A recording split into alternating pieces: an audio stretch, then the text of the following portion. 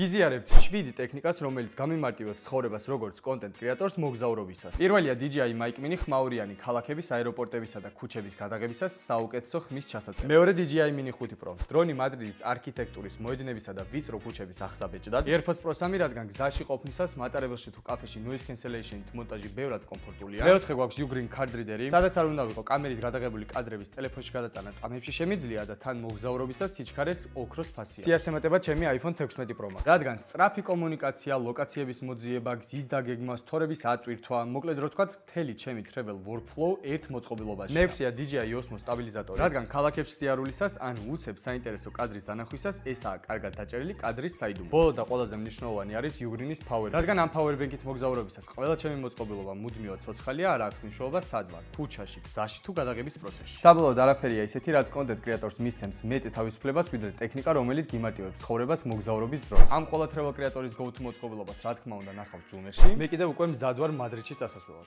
კარგად!